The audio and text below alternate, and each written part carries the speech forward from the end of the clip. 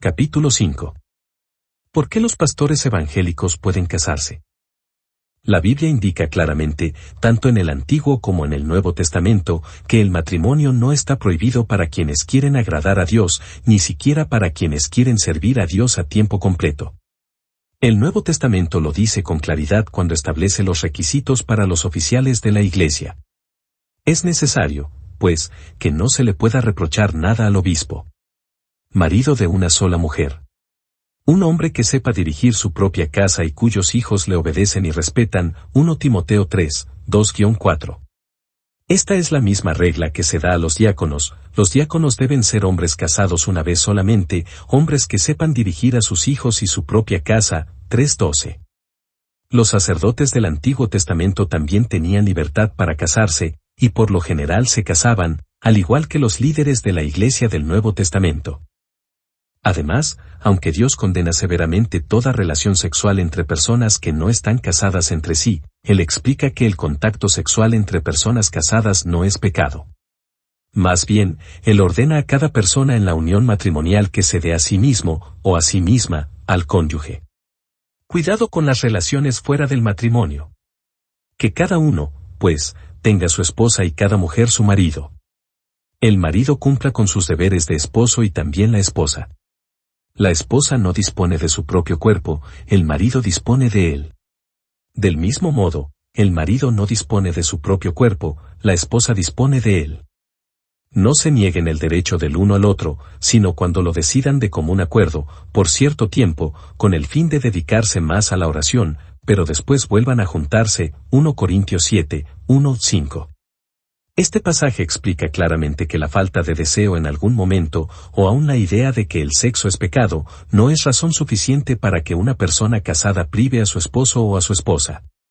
Dios quiere que los casados encuentren satisfacción en el hogar, para que sean fortalecidos contra toda tentación externa. En Efesios 5, 22-23, Dios escogió la relación entre esposo y esposa como ejemplo de su relación con los creyentes. Él dijo, que las esposas se sometan a sus maridos como al Señor. En efecto, el marido es cabeza de su esposa, como Cristo es cabeza de la Iglesia, cuerpo suyo, del cual es asimismo Salvador. El pasaje también ordena a los esposos que amen a sus esposas y que las traten con ternura, con la misma bondad con que ellos se tratan a sí mismos. Debemos someternos a Cristo, así como la esposa debe someterse a su esposo, y Él nos cuida de la manera en que Él quiere que un esposo cuide a su esposa. El uso de esta comparación muestra que Dios aprueba el matrimonio.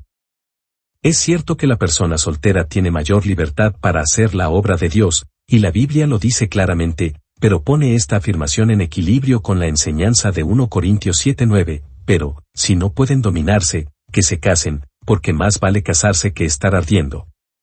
Así pues, aunque permanecer solteros es la mejor forma en que algunos sirven a Dios, no es la mejor forma para todos. Por esa razón, Dios permite que cada persona se case o no, según sea lo mejor en su caso. La Iglesia Católica sostiene que Pedro fue el primer obispo de Roma y el primer papa, sin embargo, en Mateo 8:14 y en 1 Corintios 9:5 vemos claramente que él era casado. Puesto que la Biblia no ordena el celibato para los líderes de la Iglesia, y la Iglesia primitiva no lo practicaba, obviamente no es un mandamiento de Dios para todos los que quieran servirle a tiempo completo. Esta orden fue impuesta a los sacerdotes católicos romanos por algunos sínodos, Elvira, Orange, Arles, Agde, Toledo, y por el Concilio Lateranense de 1139, básicamente para eliminar el nepotismo en la Iglesia romana, la que controla gran cantidad de propiedades que algunos de los sacerdotes preferían legar a sus hijos. Esta condición no existe en la mayoría de las iglesias protestantes, de modo que ha sido mínima la necesidad de esta clase de regulación. Además, muchas iglesias protestantes tienen una organización demasiado democrática para poder imponer una regla que no tiene base bíblica. La Iglesia Católica, como empleadora, tiene el derecho de exigir el celibato como requisito a algunos de sus empleados, sin embargo, muchos sacerdotes no pueden seguir toda su vida sin tener relaciones sexuales. Dios considera que estas relaciones son sumamente pecaminosas cuando son practicadas por quienes no están casados, 1 Corintios 6, 9-10, 18, Hechos 15, 28-29, Apocalipsis 21-8. Los sacerdotes que no pueden resistir no solo serán condenados con más severidad por Dios, sino que también escandalizarán a muchos en su iglesia y arrastrarán a otras personas al pecado con ellos.